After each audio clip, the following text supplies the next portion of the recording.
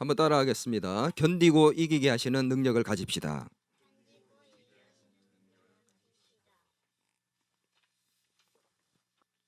누구한테 인사한 거야? 옆 사람 보고 인사해야지. 자, 옆에 있는 사람 보고 한 번 더 인사하겠습니다. 견디고 이기게 하시는 능력을 가집시다. 정신 차리고. 자, 말씀을 이제 함께 나누겠습니다. 먼저 질문을 한번 하겠습니다. 나에게 신앙생활은 어떤 것입니까? 신앙생활이라는 것이 나에게 무엇이냐고, 어떤 의미이냐라고 묻는 겁니다. 내가 왜 신앙생활을 하고 있느냐? 아빠가 목사님이기 때문에 태어나서, 또 친구가 교회에 잘 다니고 있으니까 나도 교회에 한번 가봐야 돼서,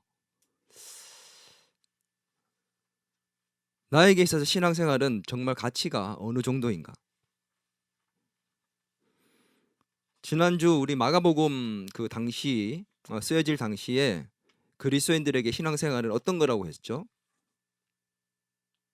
그냥 단순하게 그냥 예배 시간이 돼서 예배 드리는 정도가 아니었어요. 그들의 생사가 걸린 살고 죽는 문제였습니다. 신앙생활을 한다는 그 자체가 살고 죽는 것의 문제, 목숨을 건, 자기의 생명을 걸 만큼 가치가 있었던 것이 바로 신앙생활이었어요. 우리가 교회에 나오고 신앙생활을 한다는 것이 나에게 어느 정도의 가치가 있는가, 우리 되짚어 보는 시간이 되었으면 좋겠습니다. 지난주 마가복음 1장 1절에서 예수님은 하나님이시고 예수님이 그리스도이시고 예수님을 통해서 새로운 시대가 시작이 되었다. 그래서 우리는 새로운 가죽 부대가 되어야 된다 말씀을 나누었습니다. 기억합니까? 그래서 지난주 우리 설교 말씀 나눔을 할 때 대체로 다들 뭘 나눴어요? 새로운 가죽 부대로 살아가자. 한 주간 새로운 가죽 부대의 삶을 사는 것 같습니까? 새로운 가죽 부대인가 나를 계속 되짚어 보면서 내 생각은, 내 행동은, 내 말은 새로운 가죽 부대, 새 시대가 도래했고 새로운 그 가죽 부대의 삶을 살고 있는가를 늘 생각하려고 많이 노력했던 것 같아요. 저는. 여러분은 어땠습니까? 이 마가복음 강해를 우리가 들으면서 그런 자신을 계속 돌아보고 또 자기에게 무언가 질문하고 고민하고 또 그래서 새로운 삶이 우리에게 주어지는 그런 변화된 인생이 되었으면 좋겠습니다. 오늘 마가복음 지난주 1장 1절에서 선포되었던 예수는 하나님이시고 예수님 그리스도시고 새로운 시대가 복음으로 시작되었다라는 그 말씀의 선포와 함께 처음으로 이제 마가가 등장을 시키는 인물이 있습니다. 오늘 성경 봉독을 했을 때 그 등장한 주인공이 누구예요? 성경을 보면서 성경을 읽었는데 그냥 읽고 지나는 게 아니라 성경을 보면서 이제 같이 그 설교를 들었으면 좋겠습니다. 오늘 주인공은 세례 요한이잖아요. 오늘 나오는 이 세례 요한, 이 마가가 복음의 선포를 알리고 시작을 알리고 예수 그리스도가 누구인지를 선포하면서 처음으로 등장시킨 인물은 세례 요한이었습니다. 세례 요한을 등장시켰다면 그만큼 이것이 의미 있고 중요한 위치에 있을 것 같은데 앞을 보세요. 그래서 이 세례 요한이 어떤 의미인지, 마가가 도대체 세례 요한이라는 사람을 처음으로 등장시키고 많은 그 분량을 할애를 했는데 세례 요한을 통해서 무엇을 말하고 싶었던 것일까에 대해서 오늘 우리는 생각해 볼 것입니다. 세례 요한이 어떤 사람인지를 이제 먼저 봐야 되겠죠. 세례 요한은 선지자들이 예언했던 사람이었어요. 그 구약에서 선지자들이 예언했던 사람인데 마가복음 1장 2절에서 3절 같이 한번 읽겠습니다. 시작. 선지자 이사야의 길을 보라. 내가 내 사자를 내 앞에 보내리니 그가 내 길을 준비하리라. 광야에 외치는 자의 소리가 있어 이르되 너희는 주의 길을 준비하라. 그의 오실 길을 곧게 하라. 아멘. 구약 선지자들이 메시아가 올 것이고 메시아가 오기 전에 그의 길을 준비하는 사람이 나타날 거다라고 얘기를 했는데 그 준비하는 사람이 세례 요한이다라고 말하고 있는 거죠. 메시아가 오시기 전에는, 그리스도가 오시기 전에는 반드시 있어야 할 현상이 있다. 나타나는 일이 있다. 그게 바로 그 메시아가 오심을 준비하는 사람이 나타난다는 거예요. 서곡, 먼저 무언가 이렇게 쫙 알리는 서곡처럼 메시아가 온다는 것을 쫙 알리는 그런 누군가가 나타난다. 그게 세례 요한이다, 이런 말이에요. 갑자기 왜 이런 얘기를 했느냐? 이 세례 요한이 등장한다는 것은 메시아가 곧 온다는 것을 확실하게 보증해 주는 것과 같다. 이 세례 요한이 등장했다는 것은 메시아의 오실 길을 준비했다는 것이고 메시아가 반드시 오신다는 것을 보증해 주는 것이다. 그래서 세례 요한을 얘기하는 겁니다. 선지자들이 예언했던 그 그리스도의 오심을 준비하는 사람이 왔다, 나타났다. 그게 세례 요한이다. 그 세례 요한이 왔다는 것은 그리스도가 확실히 온다는 것을 보여주는 거다. 지금 그 얘기를 하는 거예요. 그런데 이 그리스도의 오심을 준비하는 자가 나타났다. 그것은 그리스도가 오신다는 것을 확신하는 것이다. 그러나 이 세례 요한이 그 사람인지 어떻게 알 수 있느냐? 세례 요한이 그 사람인지 어떻게 알 수 있느냐? 그것을 마가는 세례 요한의 모습을 가지고 확인시켜 주고 있습니다. 마가복음 1장 6절을 같이 한번 크게 읽겠습니다. 마가복음 1장 6절입니다. 시작. 요한은 낙타털 옷을 입고 허리에 가죽띠를 띠고 메뚜기와 석청을 먹더라. 메시아가 오시기 전에 그를 준비하는 사람이 나타나는데 그게 세례 요한이다. 이것을 이 세례 요한의 모습, 낙타털 옷을 입고 가죽띠를 띠고 메뚜기와 석청을 먹는 모습으로 증명을 해줬다는 거예요. 이게 무슨 증명이 되냐는 거예요. 근데 우리는 이게 그저 이 세례 요한이 입었던 옷이나 먹는 음식 정도로만 보여질지 몰라도 그 당시에 이 마가를 통해서 이 설명을 들었을 때 사람들이 딱 떠올리는 사람이 있었어요. 이 낙타 털옷을 입고 그다음에 메뚜기와 석청을 먹는 이런 사람의 얘기를 들을 때 하고 떠올리는 사람이 있었다는 거예요. 그게 누구냐? 그게 바로 엘리야였습니다. 엘리야 선지자. 엘리야 선지자가 이런 모습으로 살았었기 때문에 사람들은 다 알고 있었고 이 얘기를 했을 때 엘리야와 같은 사람인데 라고 떠올릴 수가 있었던 거죠. 그냥 얘기한 게 아니에요. 그저 세례 요한이 이런 모습으로 살았다, 검소한 사람이다, 겸손한 사람이다, 이걸 얘기해 주고 싶은 게 아닙니다. 이 모습을 통해서 엘리야의 모습을 상상할 수 있도록 만들어줬던 거죠. 말라기 선지자가 메시아의 길을 준비하는 사람이 나타나는데 그 사람은 뭐라고 얘기했느냐? 엘리야라고 얘기했어요. 말라기 선지자가 최후의 선지자였는데 그 사람이 마지막으로 했던 말이 그리스도가 오시기 전에 그를 준비하는 자가 나타나는데 그 사람은 엘리야일 것이다. 말라기 4장 5절에서 6절 말씀 주보에 나와 있습니다. 같이 읽겠습니다. 시작. 보라, 여호와의 크고 두려운 날이 이르기 전에 내가 선지자 엘리야를 너희에게 보내리니 그가 아버지의 마음을 자녀에게로 돌이키게 하고, 같이 읽어요. 자녀들의 마음을 그들의 아버지에게로 돌이키게 하리라. 엘리야가 나타나서 아버지의 마음을 자녀에게로, 자녀의 마음을 아버지에게 돌리게 할 것이다 라고 말라기 선지자가 400년 전에 얘기를 했습니다. 근데 그것이 이제 지금 엘리야가 나타났다는 것을 보여주는 거예요. 세례 요한이 엘리야가 나타났다는 것을 보여주는 것이 바로 그 마가의 외침이었습니다. 이 크고 두려운 날이 예수님이 오시는 날, 그리스도가 오시는 날을 얘기하는 것인데 준비하는 사람이다. 근데 이 말라기 선지자가 얘기했던 이 예언들이 이루어졌다는 것을 어떻게 알 수 있느냐? 누가복음에 이 세례 요한의 아버지가 천사랑 대화하는 장면이 나와요. 세례 요한의 아버지가 사가라라는 사람이었는데 이 제사장이 천사가 나타나서 그에게 얘기를 합니다. 나이가 많은 아브라함처럼 아기를 가질 수 없는 그에게 네가 곧 아기를 가진다고 얘기를 했어요. 그러면서 했던 말이 뭐냐면 그 아기는 어떤 아기냐, 누가복음 1장 17절 말씀을 봐요. 그가 또 엘리야의 심령과, 천사가 그 세례 요한의 아버지한테 이렇게 얘기합니다. 그가 또 엘리야의 심령과 능력으로 주 앞에 먼저 와서 아버지의 마음을 자식에게, 거스르는 자를 의인의 슬기에 돌아오게 할 것이다. 천사가 사가라에게, 그 세례 요한의 아버지에게 했던 그 말이 말라기 선지자가 예언했던 그 예언 그대로를 예지게 해주고 있는 것이었다는 거죠. 좀 어려워. 잘 따라와 주고 있냐? 자, 다시 한번 설명해 줄게. 좀 어렵지만 이게 정말 너무 중요한 거거든. 마가가 복음의 시작을 알리면서 처음으로 등장시켰던, 자, 이때까지 설명했던 거 한 번대로 요약해 줄게. 마가가 복음의 시작을 알리면서 처음으로 등장시켰던 인물이 세례 요한이었어. 이 세례 요한이 얼마나 중요한 인물이냐?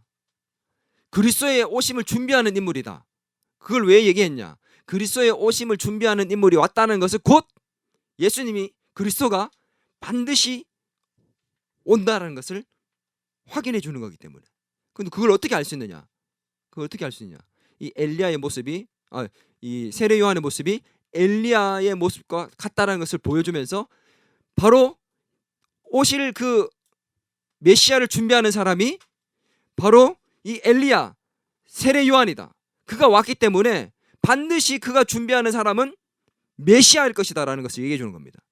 근데 세례 요한이 준비시켰던 사람이 누구예요? 어렵지만 너무 중요한 거라 가지고, 세례 요한이 준비시켰던 사람이 누굽니까? 그게 예수님이었어요. 그런 말은 세례 요한이 예수님이 오실 길을 준비했는데, 세례 요한이 엘리야고, 선지자들이 예언했던 엘리야고, 그가 와서 예수님의 오실 길을 준비했다. 그 말은 예수님이 누구냐면 바로 예수님이 진짜 그리스도가 맞다라는 것을 얘기해 주는 겁니다. 그 당시에 목숨을 걸고 우리 정말 이 끝까지 믿음을 지켜야 되는가 말아야 되는가 고민하고 있을 때, 그 예수님이 진짜 하나님 맞아? 내가 진짜 믿을 만한 가치가 있어? 내가 믿음 생활을 끝까지 내가 목숨 걸고 할 만큼 그런 가치 있는 사람 맞아? 고민하고 있을 때 이 마가가 뭐라고 얘기하냐면 맞다라는 거예요. 그거 봐라. 그 그리스도가 바로 예수님인데 그 길을 준비했던 게 세례 요한이고, 세례 요한이 예수님을 준비해 줬던 거 봐라. 그가 엘리야다. 그가 나타난 것이 바로 선지자들의 예언한 그대로 적중되고 있다. 예수님이 그리스도가 맞다라는 것을 얘기해 주고 있다는 거예요.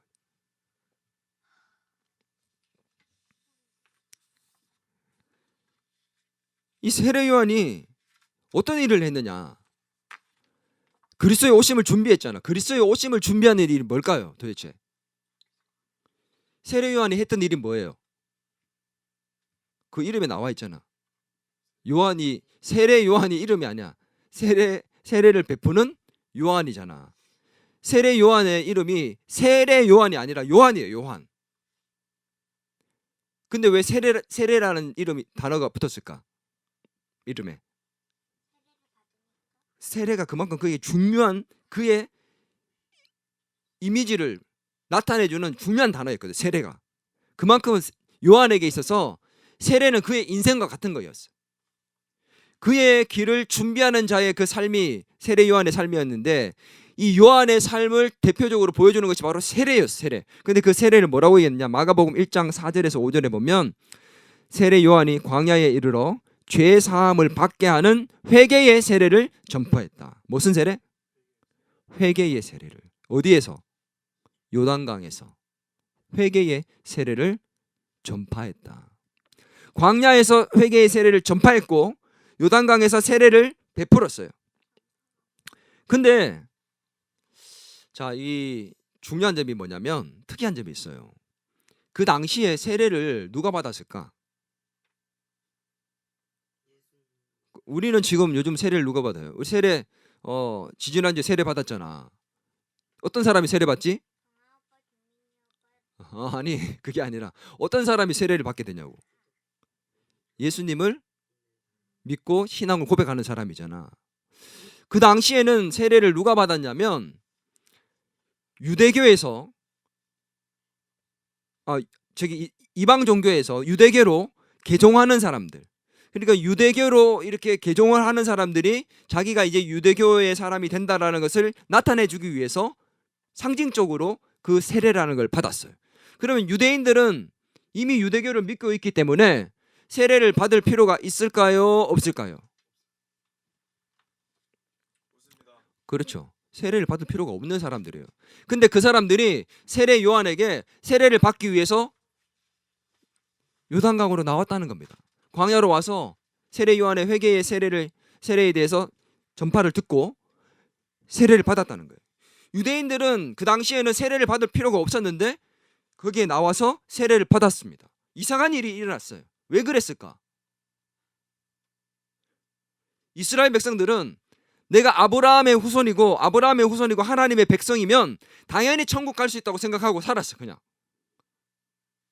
근데 어느 날 갑자기 어떤 사람이 나타나서 설교를 하기 시작하는데 사람들이 설교를 듣고 오더니 그 사람 설교 들으니까 정신이 번쩍 들어. 옆에서 또 얘기해. 너 들어봤어? 뭐? 그 요한의 설교. 사람이 정말 그 설교하는 게 보통이 아니야. 그래서 가서 들어봤더니 내가 잘못 살았다는 걸 알게 된 거야. 유대교를 믿고 있다는 그 자체가 천국 가는 것을 보증해주지 않는다는 걸 알게 된 거예요. 그래서 사람들이 나 진짜 새롭게 되어야 되는 거예요. 이 요한이 전했던 회개의 세례는 뭐예요? 이제 곧 진짜 그리스도가 오시게 되고 그가 오시게 되면 너희는 새로운 시대가 도래하게 될 건데 새로운 시대에는 정말 새로운 삶을 살아야 된다. 그러기 위해서는 이때까지 너희 잘못 살았으니까 회개하라는 거예요. 회개하고 새로운 삶의 모습으로 열매 맺고 돌아와서 세례를 받으라는 거예요. 그래서 사람들이 나 회개하고 세례를 받아야 되겠다.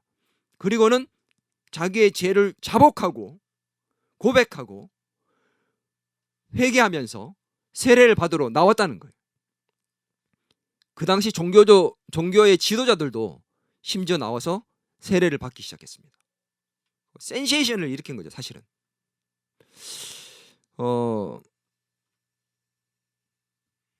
회개에 합당한 열매를 맺고 새로운 삶을 시작할 수 있게끔 만들어주는 역할들을 이 세례 요한이 했습니다. 그런데 세례 요한이 베푸는 그 세례를 받으면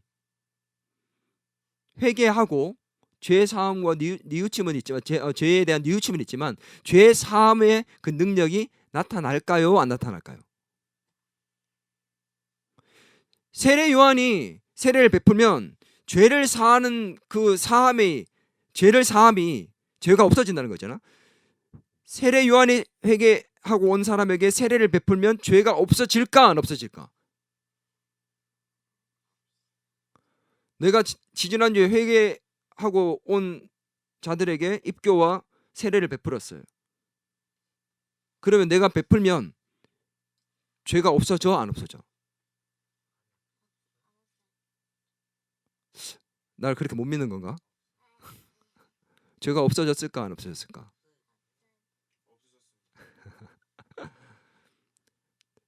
그럼 얼마나 좋을까? 내가 그렇게 죄를 사할 수 있으면 능력이 있으면 얼마나 좋을까? 나 하나님이 아니야. 죄를 사하는 거는 하나님만 할 수 있어. 세례 요한은 회개하는 것까지, 죄를 뉘우치는 것까지, 그리고 진짜 세례를 위한 상징적으로 세례를 베푸는 거야.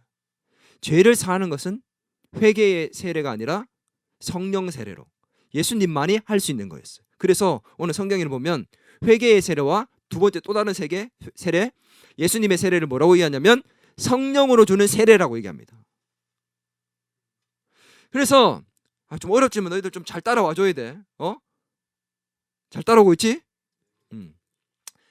회개의 세례를 통해서 자기가 뉘우치고 정말 내가 새로운 삶을 살아야 되겠다고 사람들이 유대교에서 살면서도 다시 회심하고 있는 일들이 일어났잖아. 이게 뭐냐면 예수님이 오실 길을 평탄하게 만드는 준비하는 작업들이었어요. 수많은 사람들이 유대인들이 예수님을 믿을 수 있도록 회개하는 작업, 돌이킬 수 있는 작업, 혈통적으로 내가 민족적인 특권을 갖고 있다고 천국 갈 수 있는 게 아니라 진짜 내가 뉘우치고 진짜 내가 새로운 삶을 시작해야지만 너희가 복음의 새로운 시대에 걸맞는 새 가죽 부대의 인생을 살 수 있다는 거죠. 이걸 선포하고 지금 길을 닦고 있는 거죠. 누가? 요한이. 그렇게 해놓고 난 다음에 누가 등장을 합니까? 사람들이 회개하고 새로운 삶을 살아야 되겠다고 생각하고 그렇게 했을 때 마음에 뉘우침이 있고 세례를 받으면서 물 세례를 받으면서 그렇게 정말 변화되는 인생을 추구하려고 할 그때에 예수님이 착 등장을 하셔요. 그리고 예수님 믿게 되면 어떻게 해요? 성령 세례를 통해서 죄가 진짜 없어지고 천국 갈 수 있게 만들어지는 거지. 그래서 세례 요한은 주의 길을 평탄케 하고 준비하는 자로 이 땅에 태어나고 살았던 겁니다. 이해가 됩니까? 그렇게 세례를 막 베푸니까 사람들이 막 벌떼처럼 몰려들었어요. 진짜 핫 이슈가 돼가지고 사람들이 벌떼처럼 몰려들었는데 그때 이 요한 앞에 놀라운 일이 발생합니다. 그게 뭐냐면 예수님이 세례를 받으러 탁 나타나신 거예요. 세례가 뭐냐 설명을 했잖아요. 내가 세례는 물속에 들어갔다가 나오는 것입니다. 물속에 들어갔다가 나오는 것은 어떤 거예요? 어떤 의미예요? 물속에 들어가는 것은 죽는 것, 나오는 것은 다시 살아나는 것. 물속에 완전히 잠기는 거거든. 우리가 지난주에 세례를 베풀 때는 물을 이렇게 찍어서 이렇게 했지만 실제로는 그 요단 강물 안으로 쑥 들어가서 머리 끝까지 물속으로 들어갔다가 나오는 겁니다. 물속에 들어가는 것은 죽음을 의미합니다. 어떤 죽음이요?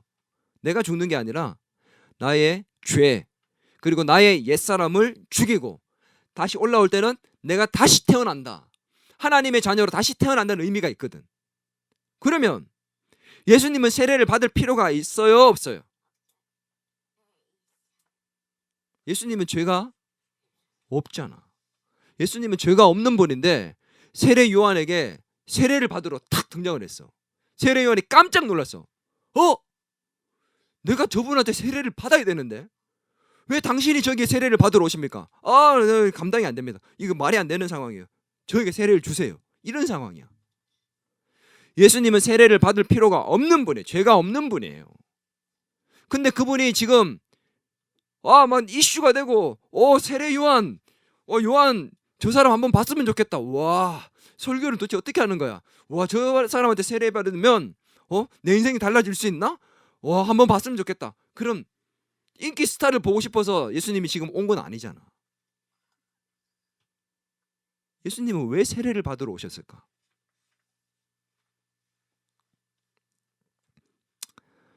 이것은 마태복음 3장 14절에서 15절 말씀을 보면 알 수 있습니다. 주보에 나와 있지? 같이 한번 읽어볼까? 같이 읽겠습니다. 마태복음 3장 14절에서 15절입니다. 시작.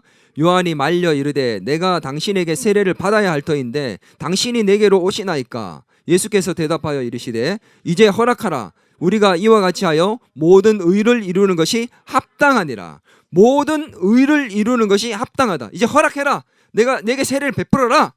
왜? 그렇게 해야 모든 의를 이룰 수 있다. 이 모든 의를 이룰 수 있다는 게 이게 답이야. 왜 세례를 받았는지에 대해서 답을 얘기합니다. 모든 의를 이루기 위해서는 해야 된다. 예수님께서 세례를 받으러 오신 이유는 뭐냐면 앞으로 예수님이 어떤 일을 하실지에 대해서 상징적으로 보여주는 것입니다. 예수님 뭐하러 오셨죠? 이 땅에? 예수님은 이 땅에 우리를 대신해서 죽기 위해서 오셨어요. 예수님의 인생 최대의 목표는 뭐냐면 죽는 겁니다. 채은이를 대신해서 죽기 위해서, 동윤이를 대신해서 대신 죽으려고 예수님이 이 땅에 오셨어요. 우피디를 위해서 죽기 위해서 이 땅에 오셨고 우리 영미 씨를 위해서 죽기 위해서 이 땅에 오셨다는 거예요. 세례를 받으시면서 그것을 이제 보여주시는 거예요. 첫 사역을 시작하기 전에 내가 왜 이 땅에 왔는지에 대해서 나타내 주시고 싶었던 거죠. 앞으로 예수님이 십자가에 죽으시고 다시 부활하시는 것에 대한 상징적인 의미로 지금 세례를 받으시는 거예요.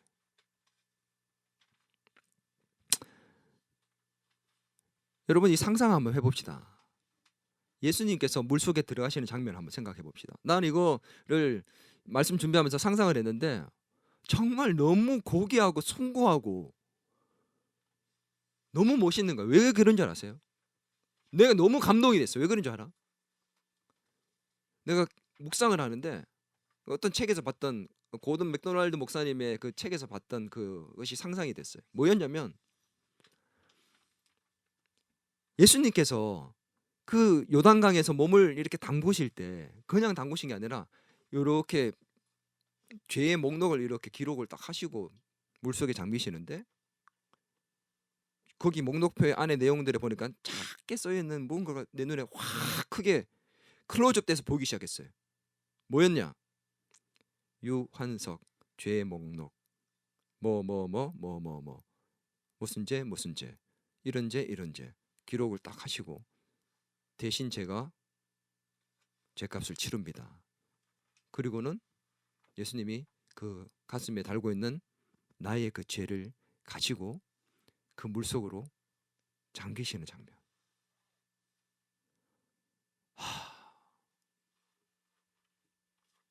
너무 아름답지 않습니까? 세례 받는 게 그냥 쇼가 아니었어요. 앞으로 내가 그렇게 죽을 것이다라는 것을 보여주는 장면이 예수님의 세례의 모습이었습니다. 죄가 없는 그분이, 이미 하나님의 아들이, 다시 태어날 필요도 없는 그분이 그 세례를 통해서 내가 너의 죄를 위해서 앞으로 죽을 것이고 내가 다시 살아남으로 말미암아 너희도 영원히 살게 될 것이라는 것을 보여주는 것이었습니다. 근데 이 세례가 딱 일어나고 난 다음에 예수님이 물에서 올라오시자마자 특이한 일들이 발생하기 시작합니다.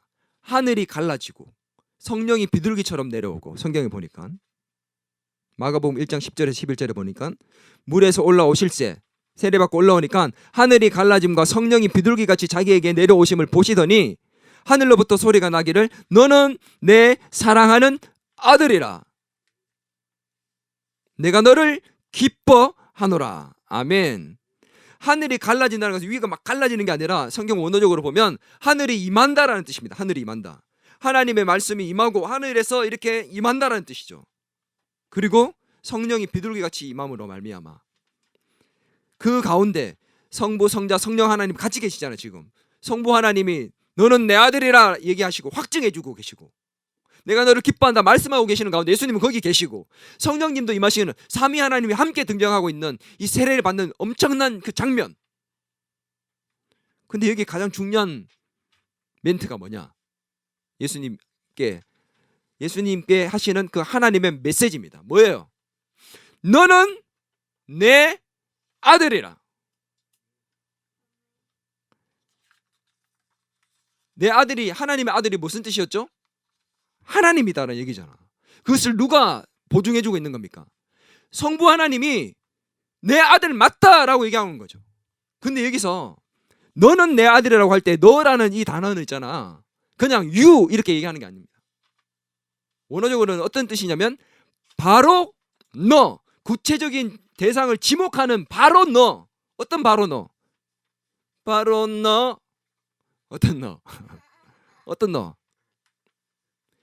구약의 선지자들이 그토록 예언해서 올 것이라고 기대하고 기다리고 사모하던 너희들이 그렇게 기다리고 있던 바로 그 메시아인 너.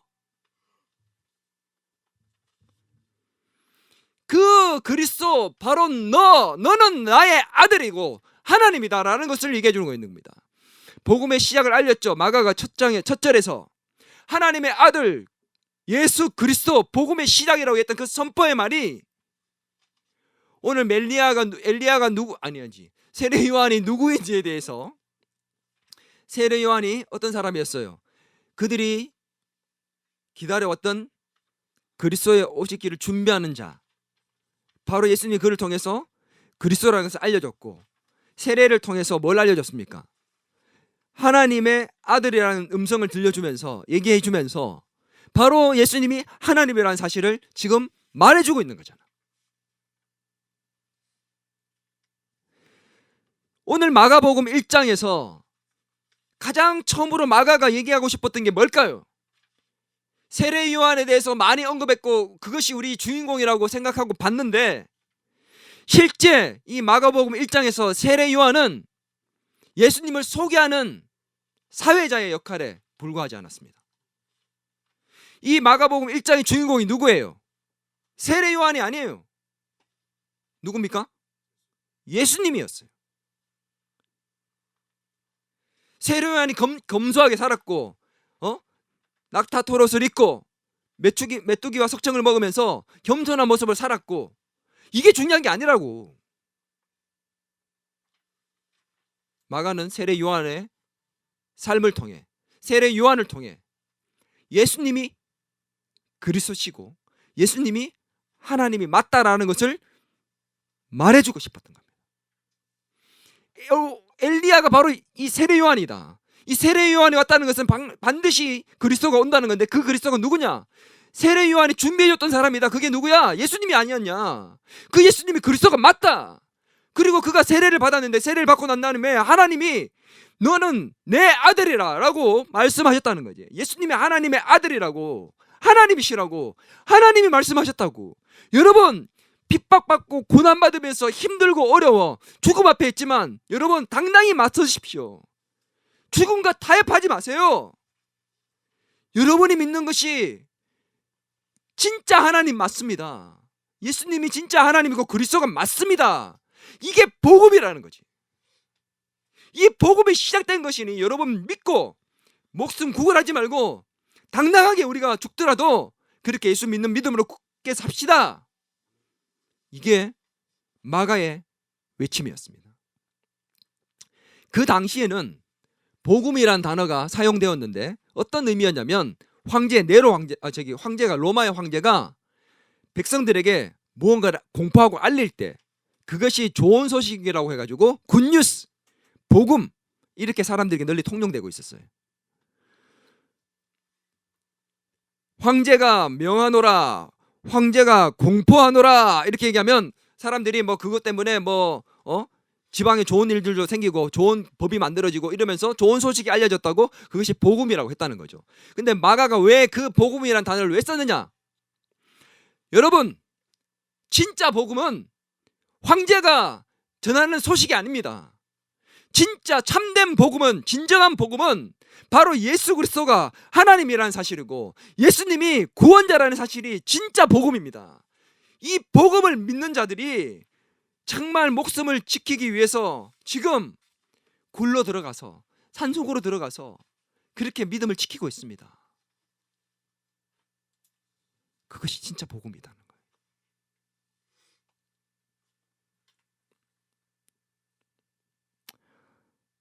내 삶에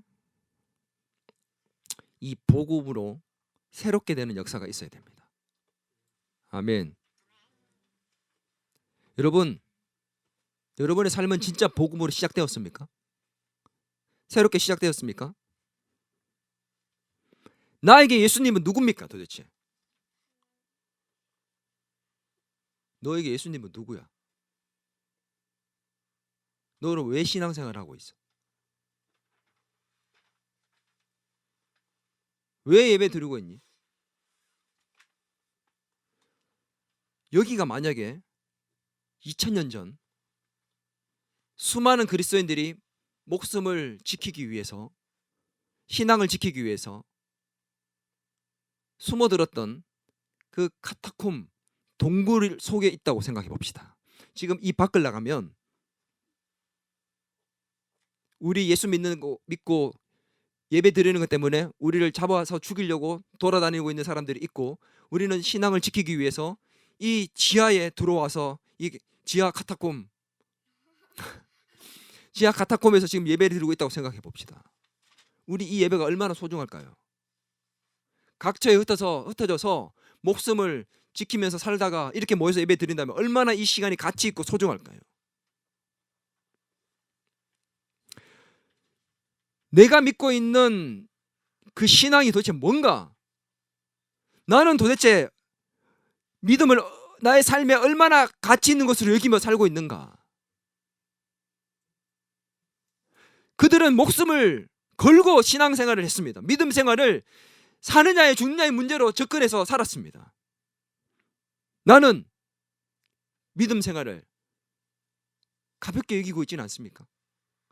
도대체 나에게 믿음은 얼마나 가치 있는 겁니까? 그들은 목숨을 걸 만큼 가치 있는 거였어요. 오늘 아침에 이렇게 예배드리러 9시 반까지 우리 집까지 와서, 본인의 집에서 우리 집까지 와서 우리 집에서 여기까지 또 오고, 이거 쉬운 일이 아니거든. 이제 교회 나온 지 2주밖에 안 되는 친구인데, 나는 그 모습을 보면서 참 내가, 와, 나 민선이만큼 열심히 하고 있나? 처음에 예배 드리러 올 때 비가 그렇게 오는 날 1시간 반이 넘는, 여기서 KTX 타고 대전 가는 것보다 더 먼 거리야 사실.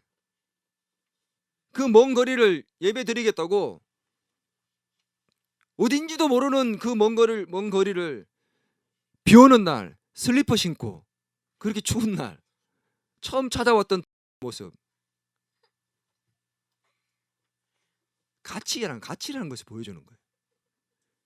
내가 지금 예배드리는 나의 모습에 나의 가치는, 신앙의 가치와 믿음의 가치는 도대체 어느 정도인가? 마가가 지금 얘기하고 있잖아요.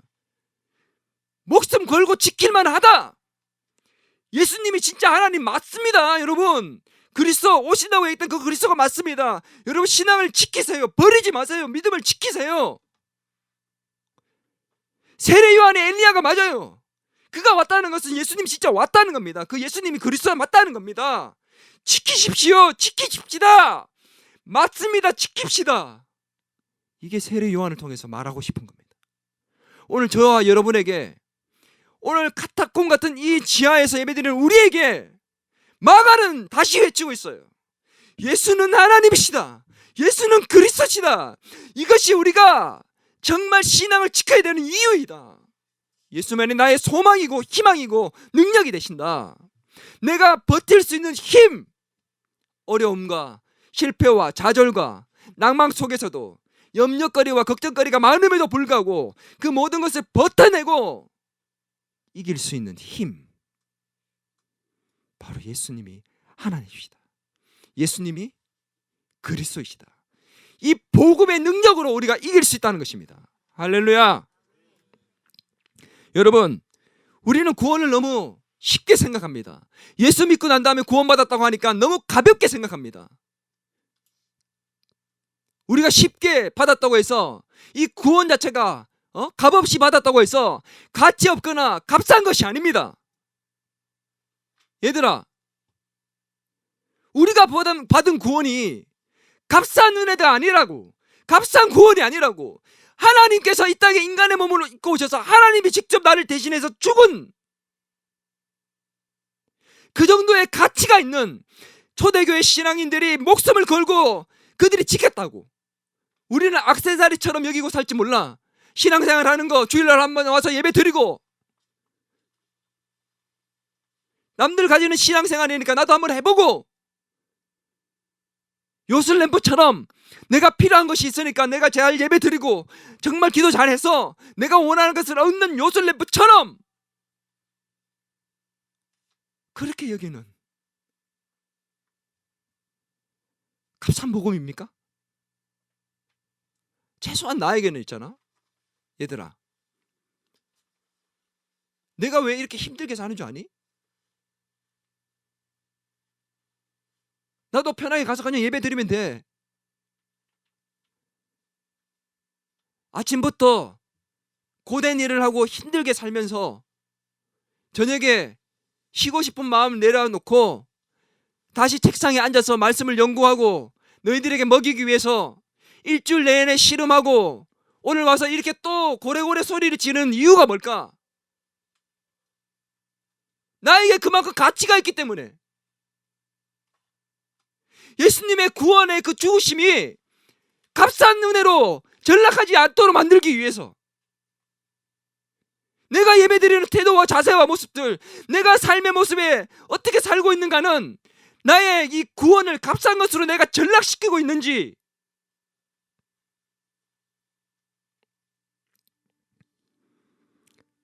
은혜로 값없이 받은 구원이지만 값싼 은혜로 값싼 구원으로 전락시키지 맙시다.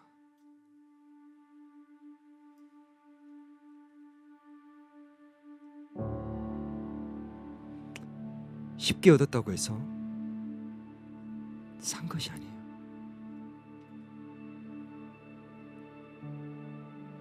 하나님의 죽으심으로 우리가 얻게 된 이 구원, 죽음을 눈앞에 두고도 신앙을 버리지 않았던 수많은 믿음의 선진들, 여러분 그거 압니까?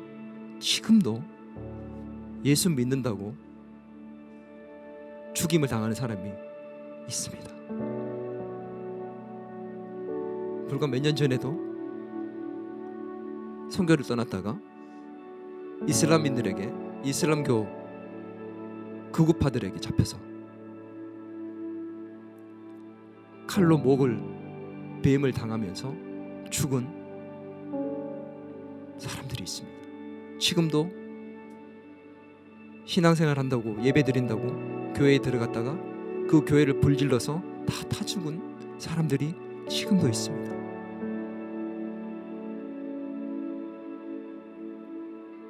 나의 신앙생활은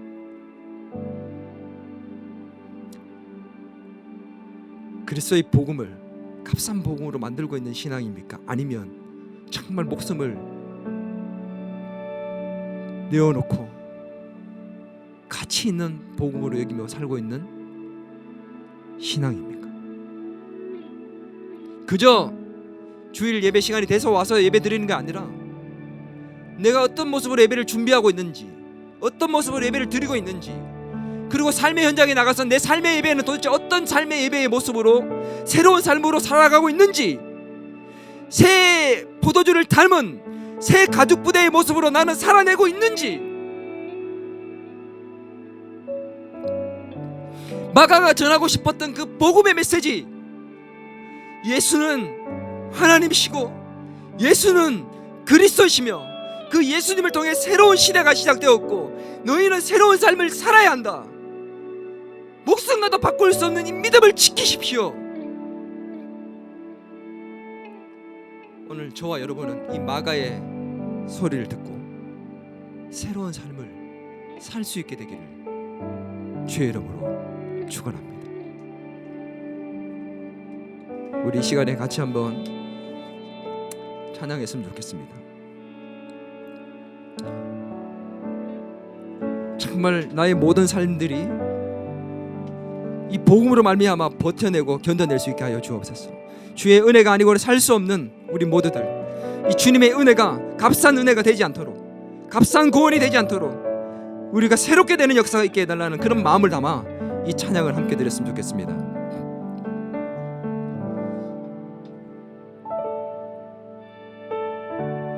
은혜 아니면 살아갈 수가 없네.